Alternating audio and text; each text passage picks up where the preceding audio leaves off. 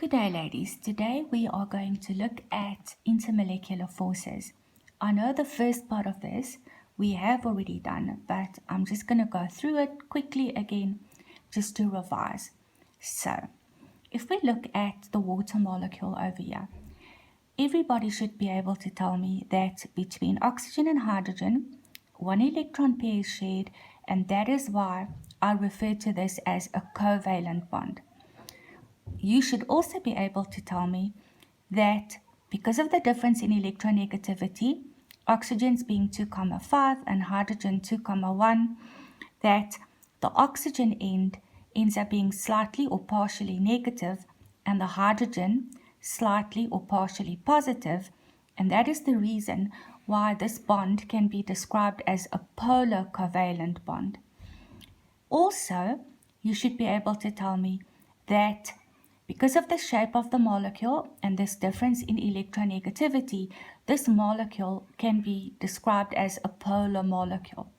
But to get back to the polar covalent bond, this bond can be described as an intramolecular force because it's all about the forces in the molecule. This is also sometimes referred to as interatomic forces, in other words, forces between the atoms in the molecule.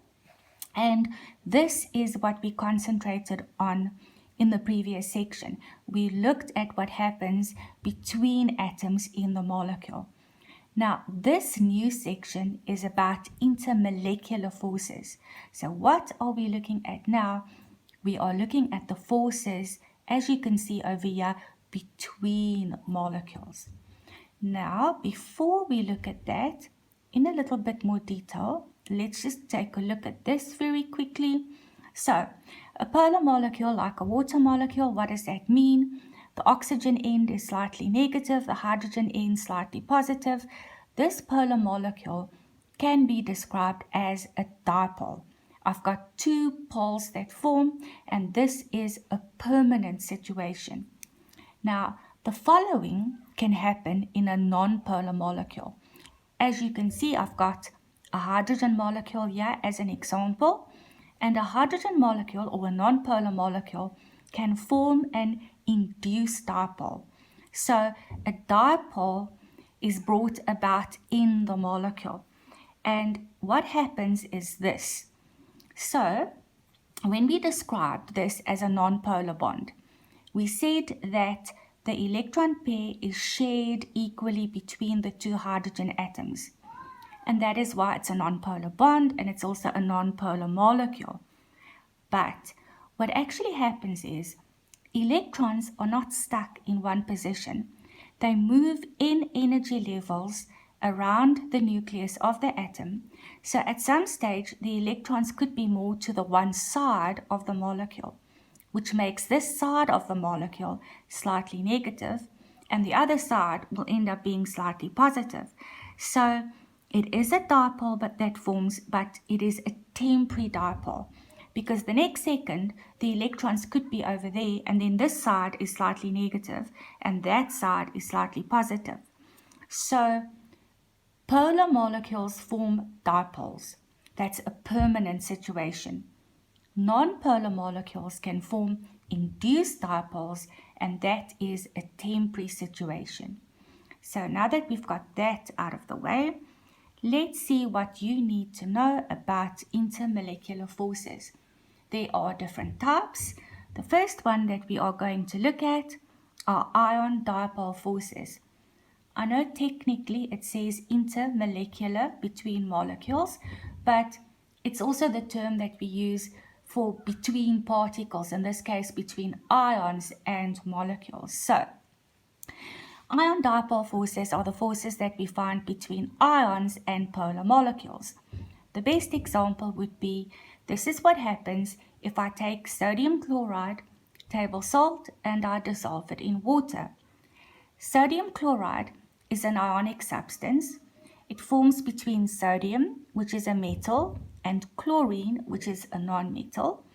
And there is a transfer of electrons that takes place.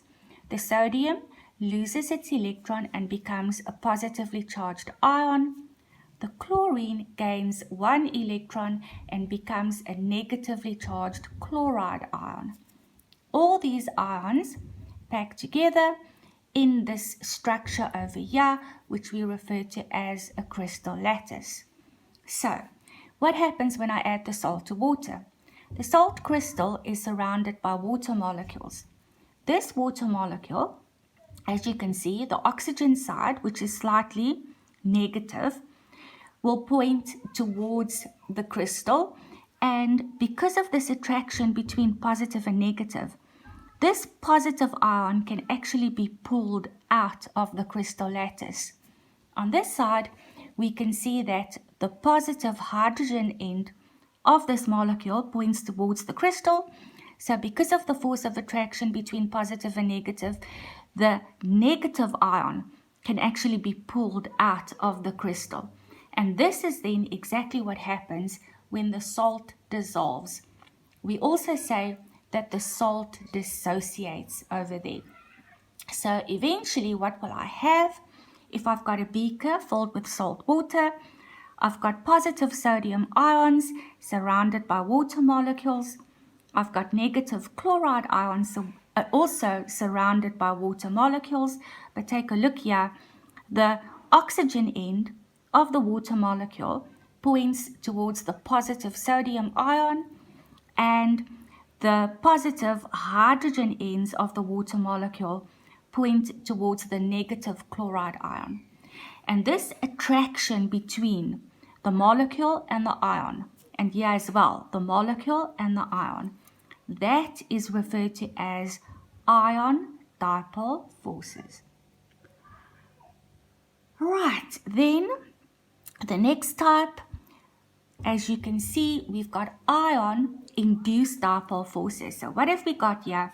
We've got the forces between ions and non-polar molecules. So here, I've got a positively charged ion, I've got a non-polar molecule, but the positively charged ion can attract the electrons and they move to the one side. And what is going to happen? An induced dipole will form here. And for a short period of time, this side of the molecule will be slightly negative and that side slightly positive.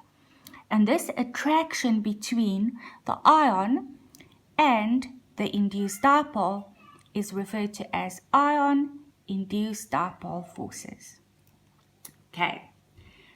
Then our next lot, these are referred to as van der Waals forces, and there are different types of van der Waals forces. The first type is referred to as dipole-dipole forces. So now we know these are the forces between polar molecules. An example of that would be, here I've got a HCl molecule, there I've got a HCl molecule. We all know this is going to be a polar molecule because hydrogen electronegativity 2,1, chlorine 3. The bond that forms is going to be a polar bond. The molecule is going to be a polar molecule with a slightly negative and a slightly positive side. And this attraction between the two molecules, this slightly positive side and that slightly negative side, is referred to as dipole-dipole forces. Then we've also got a special type of dipole-dipole force, which is referred to as hydrogen bonding forces. I know some people just refer to it as hydrogen bonding, but I sometimes think people then might get it confused with covalent and ionic, and that's bonding, but these are intermolecular forces. So I prefer to use the term hydrogen bonding forces. So these are the strongest van der Waals forces. These are the forces that we find between molecules, because remember it's intermolecular, between molecules, in which hydrogen is covalently bonded either to nitrogen, oxygen, or fluorine. So hydrogen bonding forces we will find between ammonia molecules. So that is hydrogen bonding forces between those molecules. It will also be found between water molecules. So hydrogen bonding forces. and it will also be found between hydrogen fluoride molecules. So those are your only examples of hydrogen bonding forces that you need to know about. And then you might ask yourself the question, why are these special? Why do we find this special type of dipole-dipole force? Because that's a non-polar molecule, that's a non-polar molecule, that as well. Why not just normal dipole-dipole forces? And here is the reason over here. What's special about these molecules, we've got the hydrogen atom, which has a very strong positive charge. It's bonded to another atom that is relatively small, and there's a large difference in electronegativity between the hydrogen and the other atom, the nitrogen or the oxygen or the fluorine, which results in very strong dipoles that form.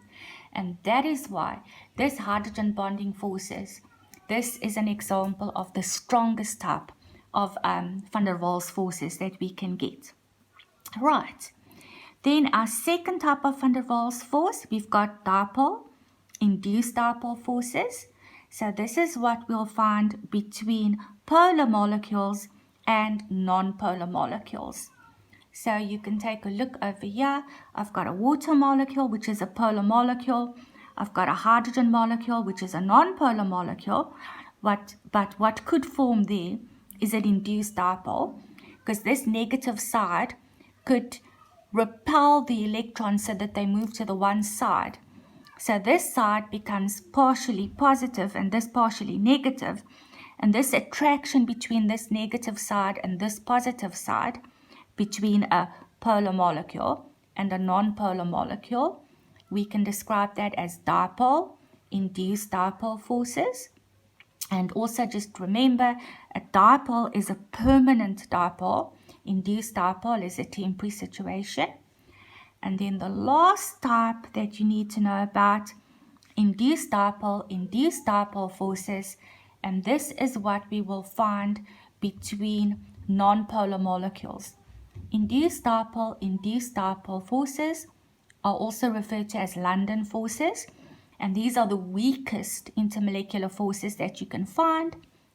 Take a look over here. I've got a hydrogen molecule and a hydrogen molecule. So non-polar, non-polar. When all the electrons are on the one side, the side is slightly negative, that side is slightly positive, so it's an induced dipole. And this slightly negative side could cause the electrons in the adjacent molecule to move to this side over there. So what happens, this side is now slightly positive, that side is slightly negative, and this attraction between non-polar molecule and non-polar molecule is referred to as induced dipole, or London forces. And that is it, ladies. That is what you need to know about intermolecular forces. So over here, these are the 4 exercises that you've got in your textbook. So this is what you can work on for the next 2 days, I think maybe. And then what I will do on Monday, I will post the answers to those questions in these exercises for you so that you can mark your work. Thank you.